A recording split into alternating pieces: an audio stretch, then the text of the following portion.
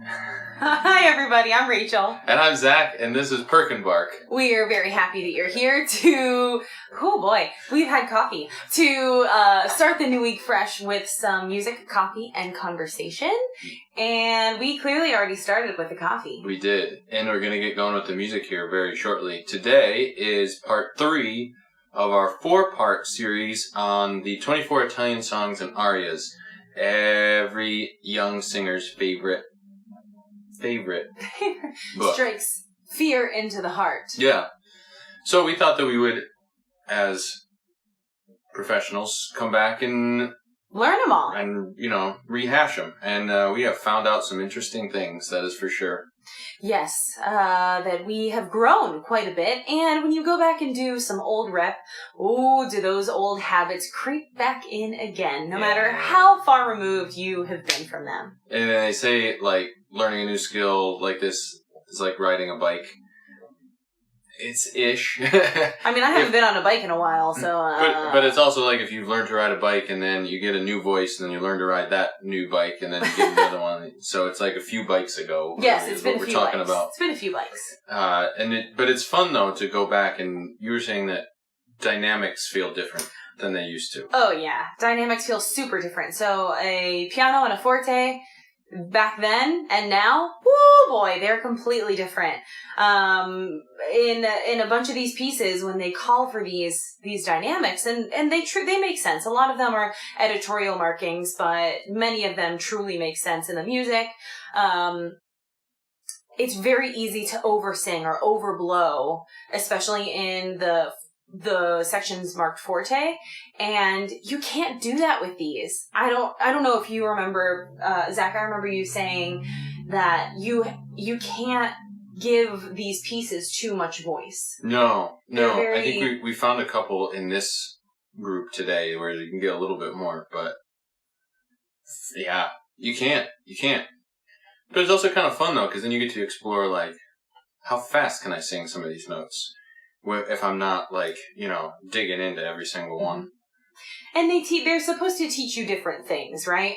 So I have one that has a recitative or a more speech-like section before, which is actually the first piece that I'll be doing.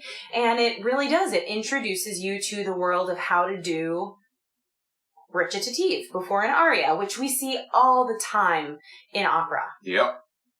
And carries the story. Yeah. Mm-hmm. And then I have one where there's a lot of opportunities for ornamentation, but if I sing it too heavy, I can't do any of the ornamentation. Mm-hmm. So it feels almost just like talking or like singing pop music a little bit. I hope it doesn't sound like I'm singing pop music, but there's that. And then there's other things. There's another one that I'm seeing that probably 10 years ago I would have performed at a lower key. But now I have different things in my voice that I can access and that I'm learning how to use. And so it's a different learning experience altogether, which is cool. See, they still serve a purpose. There is a reason why, Cecilia Bartoli still sings these pieces and has recorded them before. And talk about setting the bar high. Oh, yeah. Yeah. They seem super simple, but then you dive into them and you can... I feel like the 24 Italian songs and arias, and if any of you out there have done these pieces, please let us know in the comments. Which one is your favorite? What have you learned? Which one makes you wake up in a cold sweat in the middle of the night? But I feel like the 24 allow you get out of them what you put into it. Yeah, I think so. And if you come to them as open as you possibly can, they're very rewarding. If you say, I'm going to sing this like it's early 20th century grand opera, late romantic grand opera, it's just not... It's not going to be satisfying. Nah. There's some moments where you can learn how to do some things that maybe that could serve you well in bigger, later repertoire. But yeah, these are the approach is so different. Mm-hmm. It's so different. And you can do them with you can hear really big dramatic voices singing these songs. You can hear Cecilia Bartoli, who's very much on the other end of the spectrum and different kind of dramatic. Yeah, very nimble, agile, and lighter sound. But you can hear all different kinds of people do it and all different kinds of interpretations, and you get different things out of it depending on where you are and what your bread and butter is. That's for sure. And speaking of interpretations, if you look at the description just below where we are, hello, you can right here. Zach put up all of the translations in the order that we'll be singing them. So if you want to right click and open a new tab for those particular ones, if you want to follow along and know what the translations are, now would be a good time to do that. They all sad. They are all sad. we got all sad ones this time. And we think that the other two sets have been really fun to do, but there were a couple of dogs in those. Yeah, really. That were just sort of like, eh. Yeah. Speaking of dogs. If you can hear little clicky clack of tiny dog toes. Lily came to say hello. There it is. Good. We didn't. But this is the first set where I think musically we're very happy with all of the pieces. Most of them are minor, and a lot of them have these kind of like very rock and roll kind of things going on in like how chords are moving and how melodies change and stuff. It's cool. We've enjoyed learning them this week. Lily, not so much. She just yawned when you were talking about that. Well, of course she did. Yeah. Should we give her some coffee? No. Do you want some coffee? But we should have some coffee. Okay. Do you want to go nap? All right. Bye. Today we're featuring an Ethiopian coffee from Vibrant Coffee here in Philadelphia. And in the spirit of the 24 Italian songs and arias, we've been playing a lot this week. With the coffee. Mm-hmm. Yeah. So if you are a Patreon subscriber, you know that we posted a video from one of our favorite knowledge bases about coffee, where professional barista Alan Gerard went through cold and pulled different espresso from different coffee beans and on a new machine. In the process taught everybody that was watching quite a bit about what was going on. So this week, in the spirit of that, we've been playing with the temperature at which we brew the coffee and the fineness of the grounds. And we found some interesting stuff. We found that there's certain ways that this particular coffee does not taste good. No. It's really weird. For example, we were, in case you're interested, and if you're not, just stick around. Wait, the singing is coming. So we have a particular temperature that we start all the brewing processes. So we were doing 203? 203 degrees. Exactly. Yes. We have a thermometer. That's a thing. I know. Yeah. We're lame. 30 grams of coffee. So we did a 16-to-1 ratio. 16 grams of coffee versus 1 part. 16 grams for every gram. 16 grams of water for every gram of coffee. Thank you. Yeah. Thank you. That's it. I got it reversed. That would have been insane. And so that's how we started each process, whether we did it in the Chemex or the French press. Or the siphon, really. Yeah, anything that results in sort of a brewed coffee. Mm-hmm. And so Zach was playing around this week, and we found that in the Chemex, this particular coffee, the Vibrant Ethiopia, is not good. No, it's both watery and bitter. It's very strange. It's weird. Very strange. And we tried different temperatures. We tried different grounds. We tried different amounts of time. It was just. Yeah. It just never tasted good. No. But, what did you do today, though? I did the mocha pot today. So if you remember from shows past, it's that little, what does it even look like? A mocha pot. It looks like the Tin Man. Honestly. It looks like a Tin Man hourglass. You just sort of, yeah. And there's a little basket in there, and you fill with we do 27 grams of coffee. So. is what fills the basket, depending on the fluffiness of the coffee. But what's different about this one is that it actually is a little bit of pressure. So it's not as much pressure as espresso, but more pressure than it mimics it at home if you don't have an espresso machine. So it's somewhere in between true espresso and regular brewed coffee. But that little bit came out delicious. Yeah, it's amazing. Like it gave it a lot more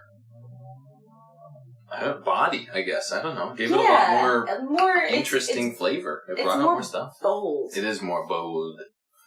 So there you go. The finest ground setting in the mocha pot is what we liked the best for this particular coffee. And it's different for different coffees. It's really interesting. Exactly. So if you're at home and you're brewing coffee and you want to do a couple different ways, mess with the grind size, mess with the temperature, just experiment. Your kitchen is your playground. And hope that your partner or roommates are patient. Yes. Or maybe it's just you and who cares? Yeah. Should we sing? Yes, we should sing. All right. We are going right in order. Here we go. I clicked on the wrong thing. So here we go. Numbers 13 through 18. In the Italian songs and arias. Here we go.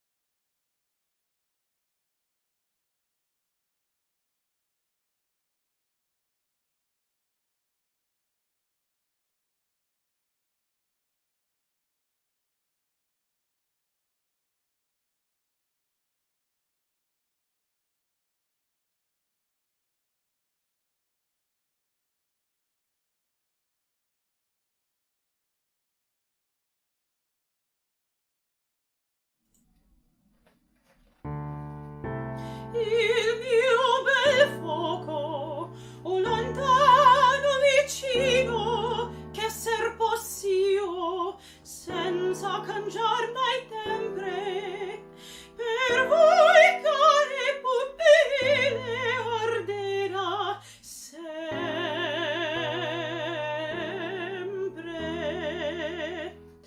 Quella fiamma che m'accende,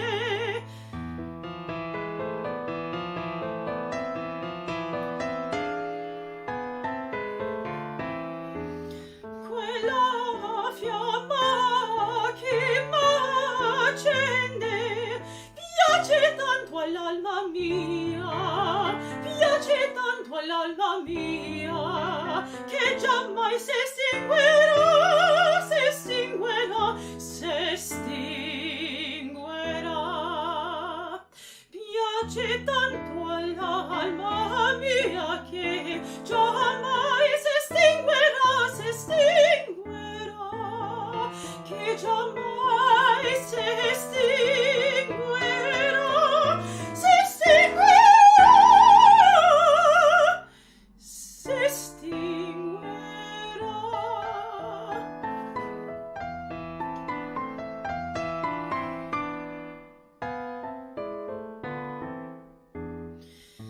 E se il fatto poi mi rende vaghirai del mio bel sole, altra luce là non vuole, né voler giammai potrà, né voler giammai potrà, né voler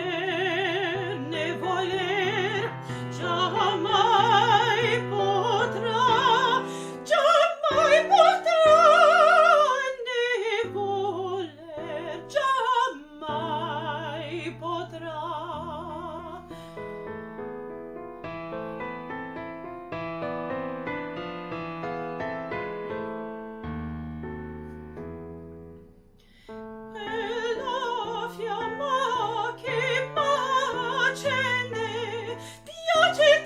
l'alma mia, piace tanto l'alma mia, che giammai s'estinguerà.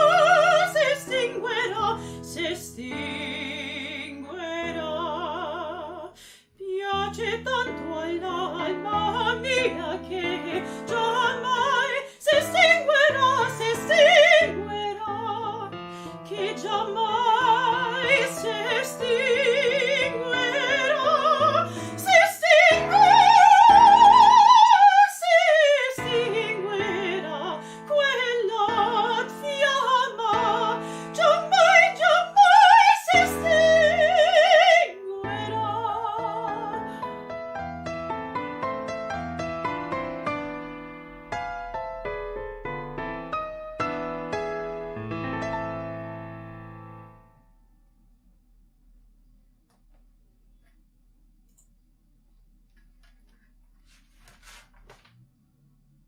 Do you want to mention a comment?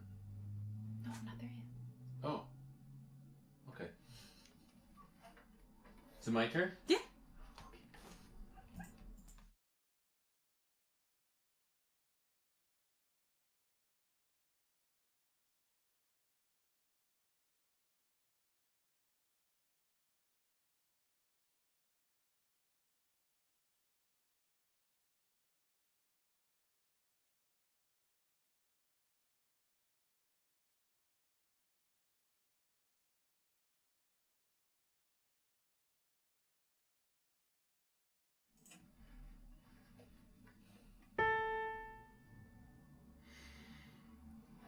Non posso disperar.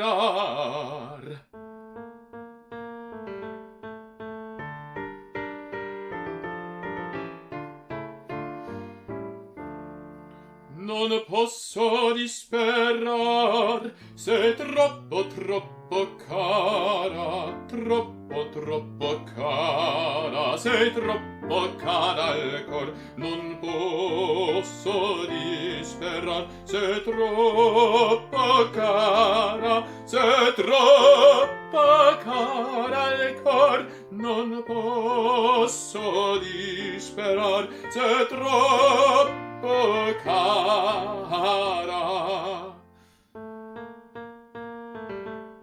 Sei troppo, troppo cara, cara al cor. Sei troppo, troppo cara, cara al cor.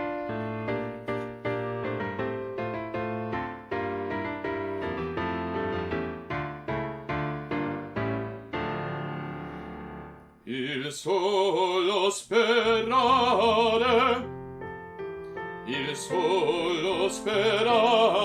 davvero gioire, me un dolce languire, me un caro dolor, me un caro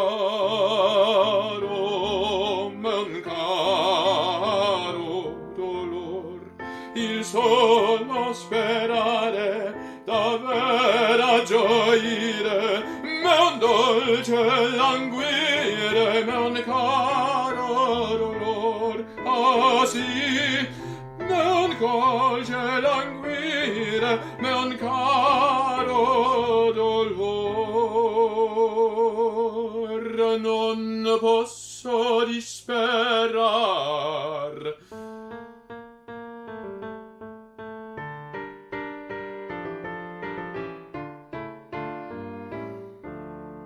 Non posso disperar, sei troppo, troppo cara, troppo, troppo cara, sei troppo cara al cor. Non posso disperar, sei troppo cara, non posso cara al cor. Non posso disperar, sei troppo cara.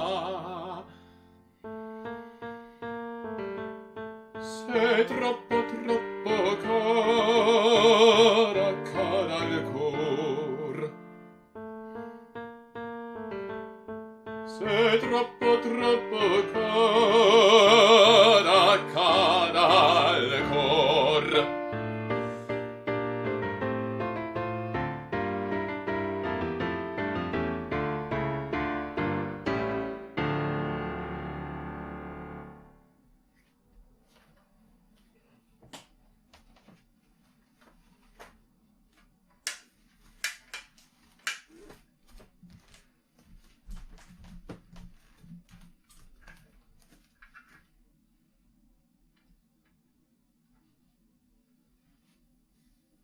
It's literally been a second, and I forget how I do this already. There we go.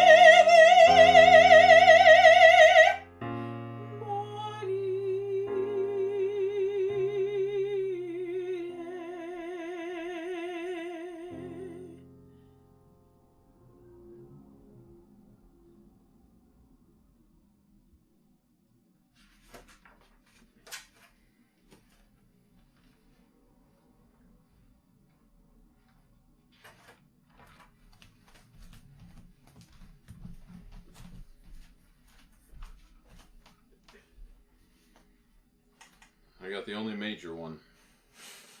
Still not happy. But it's major.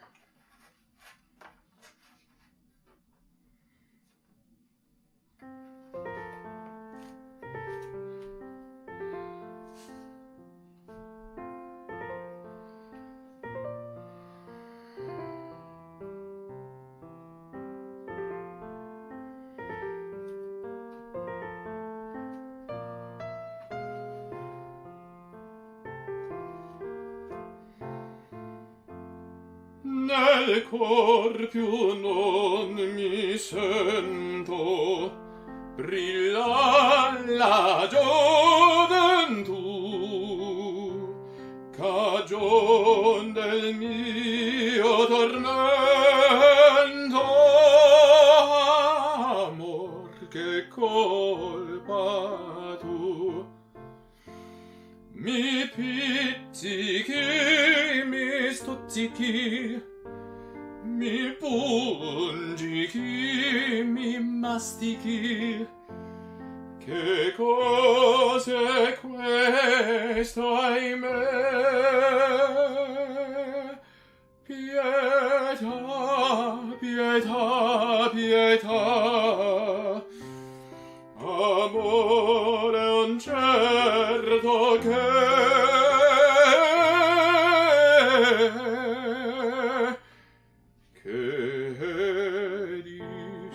disperar mi fa.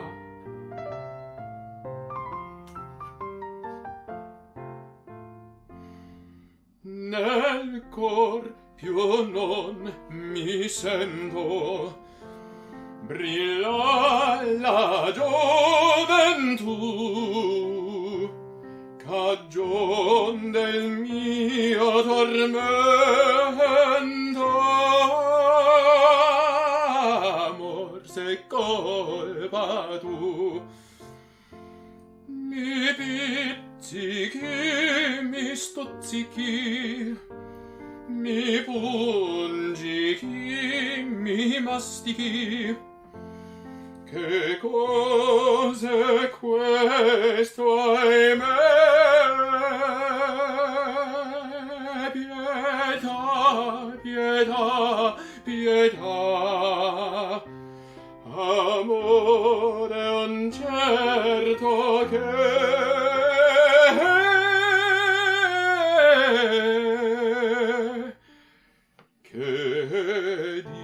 disperar mi fa.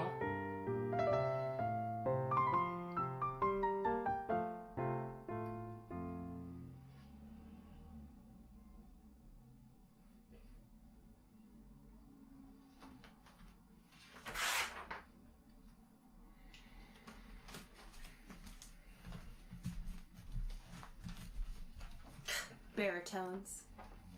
This one goes out to Jenny from the Bayou. I'm very sorry that this gives you nightmares of your Italian diction. And, yeah, hopefully I can, make up for it. I don't know.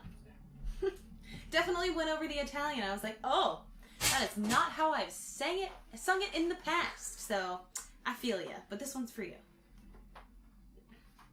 This is also a bop. Pretty excited about it. It is. Okay, get it together.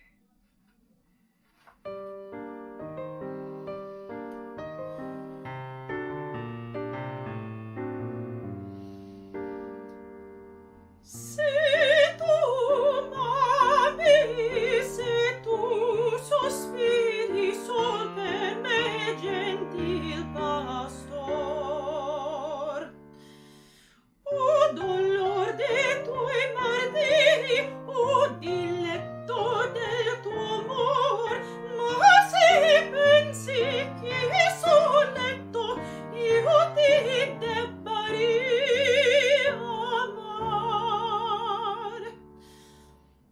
Pastorello, sei soggetto facilmente a ti ingannar. Pastorello, sei soggetto facilmente a ti ingannar. Facilmente a ti ingannar. Bella rosa porporina, oggi Silvia sceglierà. Con la scusa della spina, tu man poi la sprezzerà. Tu man poi la sprezzerà.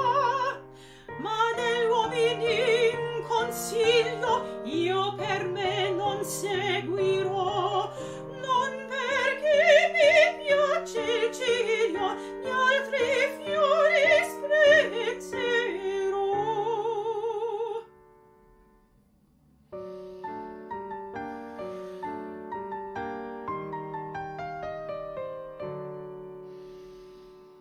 Se tu m'ami, se tu sospiri sol per me, gentil pastor,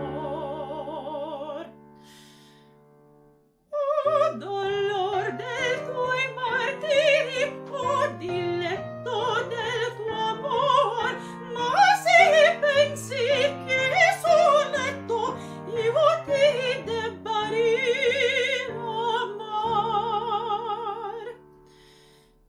Pastorello, sei soggetto facilmente a ti ingannar. Pastorello, sei soggetto facilmente a ti ingannar. Facilmente a ti ingannar.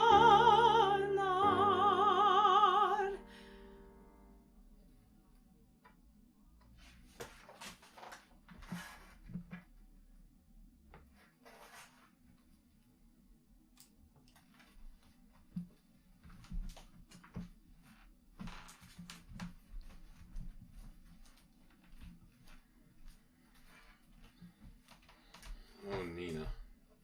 Oh, Nina. Oh, Nina.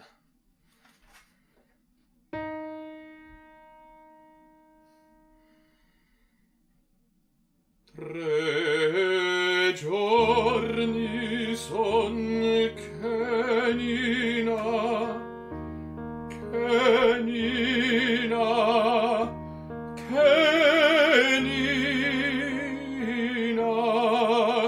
in letto se ne sta, in letto se ne sta. 3 giorni son che Nina,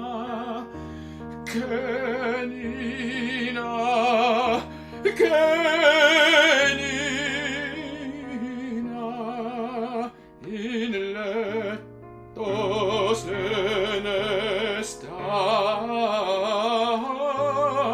in letto se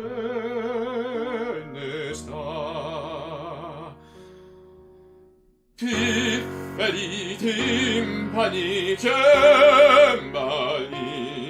svegliatemi aninetta, svegliatemi aninetta, accio non dorma più, accio non dorma più. Svegliatemi aninetta, svegliatemi aninetta, accio non dorma più. Pifferi timpani cembali, svegliatemi aninetta, svegliatemi aninetta, accio non dorma più, accio non dorma più. Svegliatemi aninetta, svegliatemi aninetta, accio non dorma più, accio non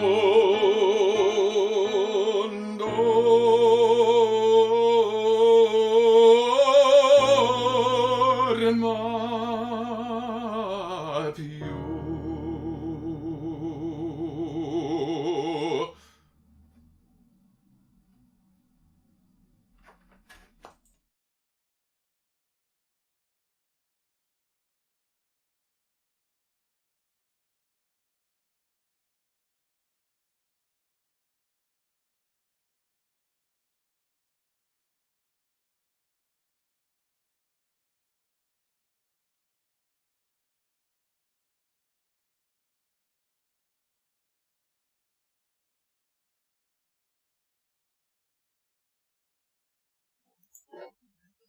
Part 3 of 24 Italian songs and arias. Yeah, we had some fun questions, though. And We some did. interesting comments. Yes. Kevin says, I totally get the bad habit comment. It takes work to use all you've learned to play the old chestnut since you first played them. It takes work. Mm-hmm. Yeah, it really does. And then a follow-up question to that you asked. Did you find passages in these that remind you of challenges that you've encountered in other pieces? Yes. Absolutely. I have some specifics that I can Go for it. So there you notice that there's a lot of repeated text in all of this. And that comes up in a lot of opera through most of the eras of opera.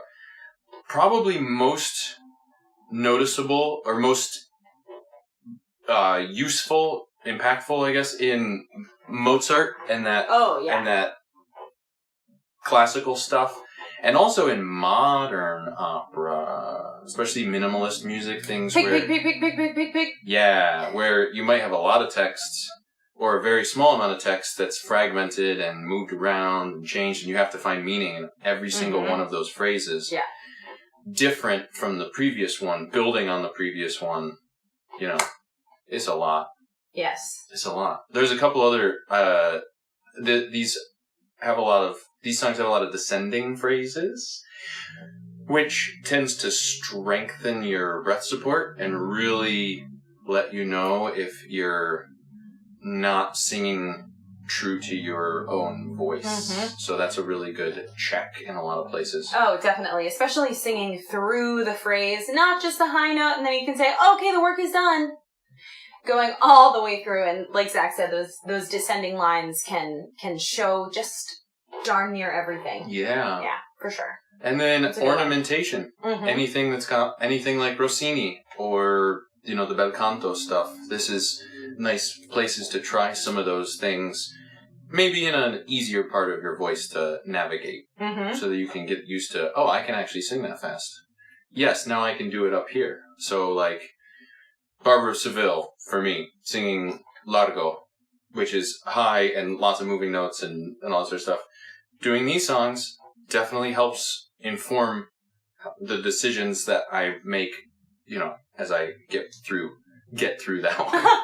Held notes, same thing. If you go slower, so the second piece that I sang, Lasciatemi morire, it's just basically, it's short, but it's one long phrase.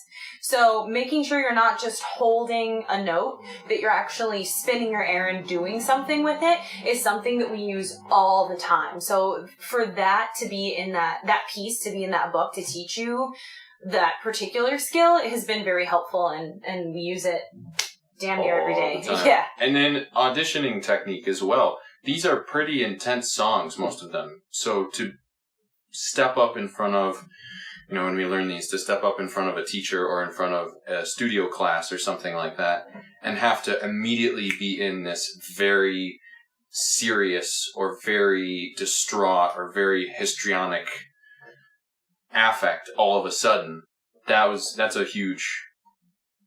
Mm-hmm. a huge lesson to learn.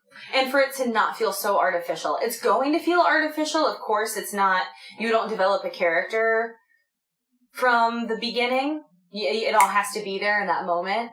But bridging the gap between your moment before and when you're actually in it, getting into it quickly, you're absolutely right. Yeah, that's a very helpful skill that we'll be using soon. Yeah. And Jenny, we're glad that we hopefully are replacing some of your bad memories with better ones. Let's say to mommy. Yeah. All right. Well, I think that pretty much covers it.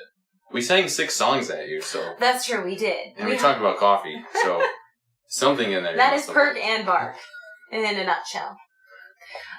Thank you to those who have shared. You're the most supportive community, and we love you every day for it and appreciate you. Continue to share. We have an Instagram, Facebook, YouTube, kind of social media, all of the above. Right. That's right. If you want to support us monetarily, you can make a pledge to us on Patreon for as little as $5 a month. It helps keep the show running, helps us get some wonderful coffees, and keep us progressing professionally as well, so that we can continue to do this for all of you. Awesome. I think that's it. I think that's it too. Cool. Well, thank you again. And we'll see you next week. Thanks, everyone.